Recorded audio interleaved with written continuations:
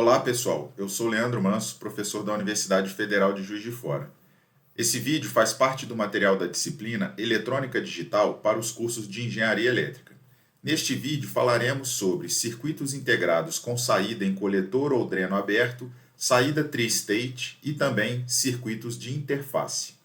Saídas convencionais, tanto CMOS quanto TTL, nunca devem ser conectadas juntas, pelo seguinte motivo. Imagina que aqui nós temos a saída de uma porta CMOS e aqui nós temos a saída de outra porta CMOS. E elas estão conectadas por um fio comum aqui. Se a saída dessa porta é nível lógico 1, nós temos esse MOSFET aqui de cima operando como chave fechada. Se a saída dessa porta aqui é nível lógico 0, é esse MOSFET aqui de baixo que está operando como chave fechada. Se eu tenho essa situação, eu vou ter uma circulação de corrente nesse sentido. E como a resistência equivalente desse MOSFET é igual à resistência equivalente desse MOSFET aqui, igual ou muito próxima, o nível de tensão que eu vou ter aqui nesse ponto vai ser a tensão de alimentação dividido por 2, que vai estar naquela região de indeterminação. Então, esse ponto aqui não vai ser interpretado nem como nível lógico 0, nem como nível lógico 1. As saídas TTL também não devem ser conectadas juntas, mas por outro motivo. Por quê? Se a saída dessa porta aqui da esquerda for nível lógico 1, esse transistor Q3 é chave fechada. E se a saída dessa porta aqui à direita for nível lógico 0, é o transistor Q4 que é chave fechada. Com isso, eu vou ter um caminho direto para a corrente circular e esse caminho vai ser um caminho de baixa impedância, visto a baixa impedância desse transistor Q4. Isso vai causar um curto aqui para essa fonte de alimentação e essa corrente aqui vai possuir um valor elevado. Esse valor elevado de corrente vai sobreaquecer esses componentes aqui, podendo danificar essas duas chaves. Então, saídas convencionais, nem CMOS nem TTL, devem ser conectadas juntas. Porém, existem aplicações em que nós precisamos compartilhar o barramento, ou seja, conectar saídas juntas. E aí, como a gente pode resolver esse problema?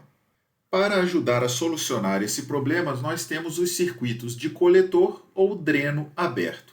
Vamos analisar aqui os circuitos de coletor aberto, que é a versão TTL, mas a análise para o circuito dreno aberto, que é a versão do CMOS, é similar.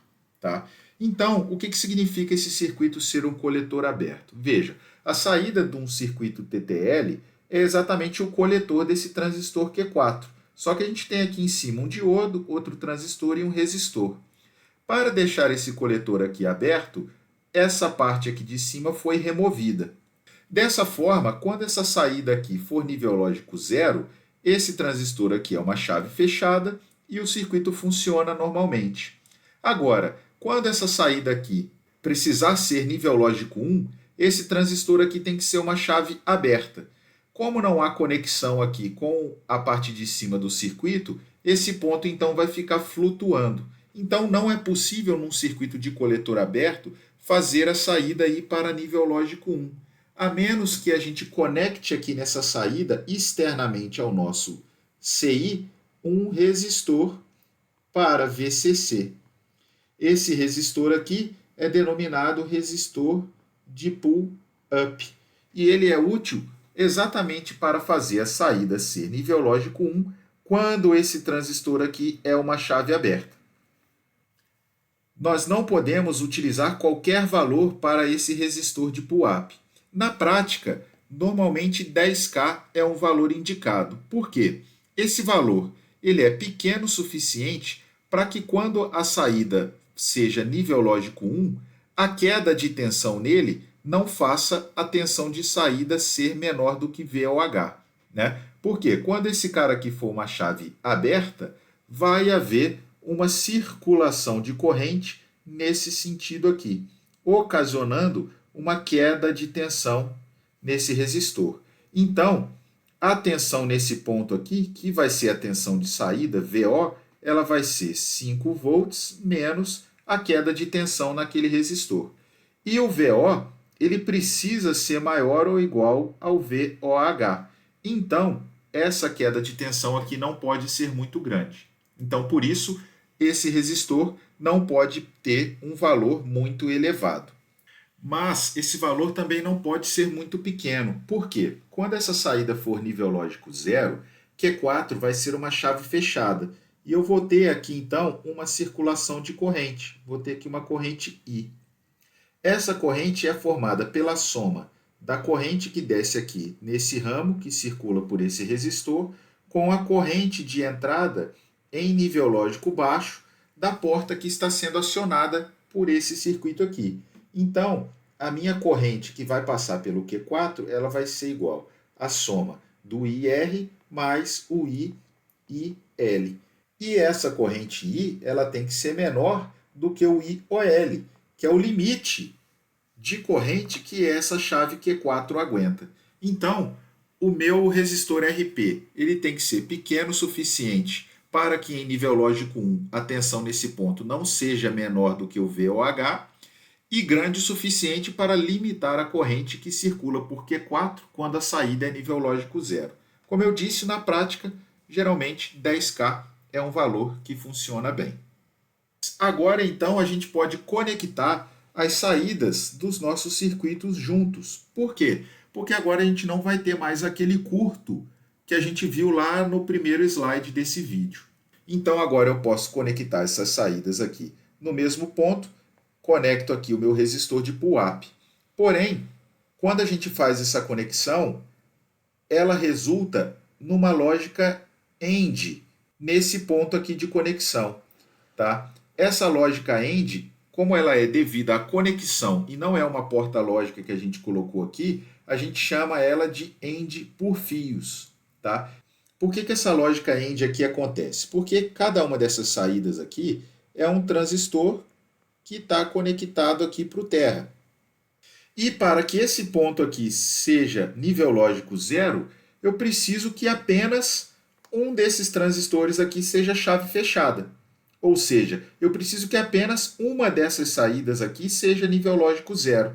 Por quê? Se esse cara aqui for chave fechada e esses dois forem chave aberta, eu já tenho 0 volts aqui.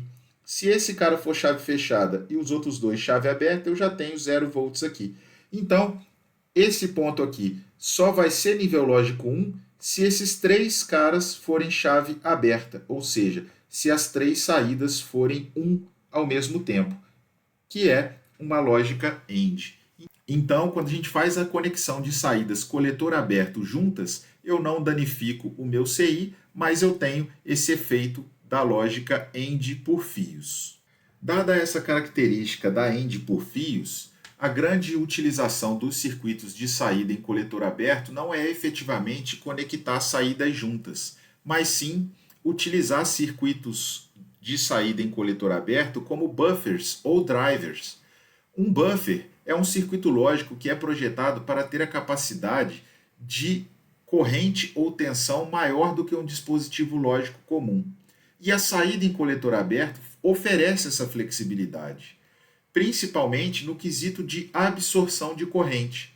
Então, quando a gente precisa acionar uma carga que vai demandar uma corrente mais alta, a gente pode associar ao nosso circuito normal, aqui representado por esse flip-flop JK, um buffer de coletor aberto. Então, dessa forma, eu consigo acionar aqui nessa saída uma carga, aqui eu estou dando o exemplo de uma lâmpada, que é acionada numa tensão de 24 volts e precisa de uma corrente de 25 mA. Então, o meu circuito aqui ele tem que ser compatível com essa tensão e ser capaz de absorver essa corrente de 25 mA, que é uma corrente bastante elevada quando a gente fala de um circuito integrado. Utilizando essa estratégia, eu posso acionar diversas cargas. Posso acionar LEDs, lâmpadas, como vimos anteriormente, motores de corrente contínua, chaves eletromecânicas, né, como é o caso dos relés, que é uma chave mecânica controlada magneticamente através da energização de uma bobina. Então, eu ganho bastante flexibilidade com essas saídas de coletor aberto. No diagrama dos circuitos, as saídas em coletor aberto são representadas por esse losango com um tracinho embaixo. Então, se eu tiver essa representação aqui, eu eu estou falando de uma porta NAND com saída em coletor aberto. Nesse caso aqui, uma NOT com saída em coletor aberto. E aí, se eu tenho esse tipo de circuito, para que ele funcione corretamente, eu preciso conectar aqui o meu resistor de pull-up. Outra classe especial de circuitos digitais são os circuitos com saída em tri-state. Tá? As portas tri-state apresentam 3 estados de saída distintos. Os estados de nível lógico alto e baixo e também o estado de alta impedância. Tá?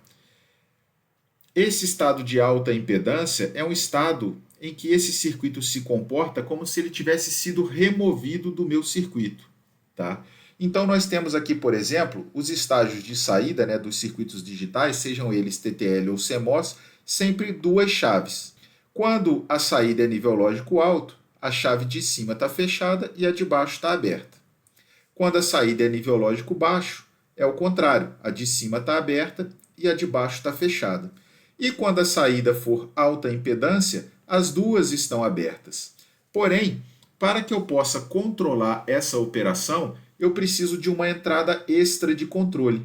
Essa entrada normalmente é chamada de Output Enable. E quando ela está no seu estado inativo, no caso aqui 0, a saída fica em alta impedância, independente do valor que tiver aqui na entrada. Eu posso ter 0 ou 1 aqui na entrada, que não importa. Se o Output Enable for 0, a saída é alta impedância. Agora, se o Output Enable for 1, aí o meu circuito funciona normalmente. No nosso caso aqui temos um inversor, então quando a entrada é 0, a saída é 1. Quando a entrada é 1, a saída é 0. Esses circuitos tri-state, sim, são úteis quando a gente precisa compartilhar o barramento, ou seja, conectar a saída de vários CIs no mesmo ponto, como é o caso mostrado aqui nessa figura. Eu tenho esse circuito A, o B e o C conectados no mesmo ponto. Porém, para que esse circuito aqui funcione de forma correta, eu preciso controlar a habilitação dos 3 circuitos de forma que apenas um esteja habilitado num determinado momento. Como é o exemplo que eu estou mostrando aqui nessa figura da direita. Ó. Nós temos o enable do circuito A em nível lógico 0, portanto ele está desabilitado. É como se ele estivesse desconectado no barramento. Assim como o circuito C. Já o enable do circuito B está aqui em nível lógico 1, ou seja, ele está habilitado. E aí veja, ó, qual é o sinal que vai aparecer lá no barramento? O sinal do circuito B. Né? Esses 2 pulsos do circuito A não aparecem lá, esse único pulso do circuito C também não. Somente esse pulso aqui em nível lógico 0 é que aparece no barramento. Então, dessa forma, eu posso compartilhar o barramento, ou seja, conectar as saídas de vários circuitos no mesmo ponto, porém, eu tenho que controlar de forma que apenas um deles esteja habilitado para funcionar em cada instante. A simbologia dos circuitos tri-state é esse triângulo aqui de cabeça para baixo, então qualquer que seja o circuito digital que eu ver e tiver um triângulo desse aqui de cabeça para baixo, significa que essa saída é tri-state. Nós podemos ter o tri-state controlado por um enable ativo em nível lógico 0, como é o caso do 74LS125. Então, esse cara aqui, se o enable for 0, a saída X é igual à entrada A. Se o enable for 1, a saída é alta impedância. Já no caso aqui da direita, o 74126, o enable é ativo em 1. Então, se o enable for 1, a saída X é igual à entrada A. Se o enable for 0, a saída X é alta impedância. Nos vídeos anteriores, nós vimos que para conectar circuitos digitais de forma que um acione corretamente o outro, é necessário que os parâmetros elétricos dos 2 circuitos sejam compatíveis. Porém, vimos também que existem circuitos com diferentes características. E aí, como fazer? Por exemplo, se a tensão de nível lógico alto da porta de acionamento não for suficientemente alta para acionar a tensão de entrada de nível lógico alto da porta de carga, como é o caso aqui, né, eu vou ter várias possibilidades aqui da zona de indeterminação. Ou quando a saída de nível lógico baixo, né, aqui deveria estar VOL máximo. não for tão baixa, de forma a ser compatível com a tensão de entrada de nível lógico baixo da porta de carga, de forma a ter aqui várias possibilidades na zona de indeterminação, a gente viu que a gente não pode fazer a conexão direta entre esses dois circuitos. Nessas situações, é necessário algum circuito de interface de forma que eu fique com uma situação parecida com a desse diagrama aqui mais à direita, em que a minha tensão de nível lógico alto de saída ela é maior do que a tensão de nível lógico alto de entrada da outra porta e que a minha tensão de nível lógico baixo seja menor do que a minha tensão de nível lógico baixo de entrada da outra porta. E aí, como construir, então, esse circuito aqui de interface? Existem diversas maneiras e existem diversas situações. Porque, por exemplo, eu posso apenas não ser compatível para nível lógico alto, ou só para nível lógico baixo, ou nas duas situações. Ou a tensão pode ser compatível, mas a corrente não. Então vamos ver alguns exemplos de soluções de circuitos de interface. Para fazer essa análise, a gente sempre tem que levar em consideração os parâmetros elétricos dos circuitos que a gente vai estar utilizando. Um exemplo, então, TTL acionando CMOS 5 volts. Nós não temos problema quanto aos requisitos de corrente. A gente já viu que circuito CMOS consome muito pouca corrente, então não vai ter problema de corrente. Porém, o VOH aqui da TTL, que está na casa dos 2,4, 2,7 volts, é muito baixo quando a gente compara com o VIH do CMOS. Algumas famílias aqui têm o VIH 3,5, 3,8. Então, o VOH TTL, para alguns casos, ele é menor do que o VIH CMOS. E isso é um problema. Então eu preciso arrumar uma maneira de aumentar esse valor de tensão de saída em nível lógico alto para que essa conexão seja compatível. Uma maneira é conectando um resistor para VCC aqui nesse ponto. E aí, o que eu vou conseguir com isso? Eu vou conseguir fazer com que a tensão nesse ponto aqui seja maior. Por quê? Esse cara aqui vai diminuir a impedância entre os 5 volts e esse ponto. E a queda de tensão, então, também vai ser menor, o que vai fazer com que a tensão nesse ponto aumente, podendo chegar no patamar exigido aqui pelo circuito CMOS. Um outro exemplo, CMOS acionando TTL. Para nível lógico alto, atende aos requisitos de tensão e corrente. Para nível lógico baixo, pode não atender os requisitos de corrente. Por quê? O TTL consome mais corrente do que CMOS. Então eu posso ter esse problema. E aí existem duas soluções. Ou eu utilizo um buffer com maior capacidade de corrente, para fazer essa interface, ou então eu divido a lógica. Em vez de ter aqui uma lógica com uma porta apenas CMOS acionando as 5 entradas TTL, eu coloco uma outra porta que não vai mudar a lógica, Veja que eu estou fazendo uma AND dessa saída aqui com nível lógico 1, então esse ponto aqui vai ser igual a esse, e aí eu divido. Essa porta de cima vai estar conectada em 2 entradas e essa porta de baixo em 3 entradas. Então eu divido o trabalho entre 2 portas e dessa forma eu consigo fazer o acionamento. Quando a gente tem uma saída de baixa tensão acionando cargas de alta tensão, essa alta tensão é uma tensão maior do que a tensão de alimentação da família da porta de acionamento. Tá? Então, por exemplo, aqui eu tenho um circuito CMOS 1,8 volt e tenho um circuito CMOS de 5 volts. Como a tensão máxima aqui é 1,8, esses caras não são compatíveis. Mas aí eu posso utilizar duas estratégias. Ou um circuito aqui de saída em coletor aberto. O coletor aberto aqui no resistor de pull-up eu posso conectar a tensão que eu quiser. Então, embora esse cara aqui seja alimentado com 1,8, eu posso botar o pull-up dele para 5 volts, fazendo ele ser compatível com essa porta. Ou a gente pode utilizar um circuito chamado conversor de nível, em que ele vai utilizar as duas tensões de alimentação, o 1.8 na entrada para ser compatível com o circuito de acionamento e 5 volts na saída para ser compatível com o circuito de carga. E quando a gente tem o caso contrário, em que a saída de tensão maior precisa acionar a entrada de tensão menor, a gente pode utilizar um circuito de interface que funciona na menor tensão, mas que seja tolerante à tensão mais alta, ou a gente pode utilizar aqui também um conversor de nível, que trabalha com uma tensão diferente na entrada e na saída, fazendo essa interface. E aí, pessoal, na prática existem muitas outras situações, né? E a gente não vai conseguir aqui enumerar todas. Mas para cada situação a gente precisa fazer essas análises e encontrar então esse circuito de interface. Com isso, pessoal, a gente encerra o conteúdo desse vídeo. Até mais.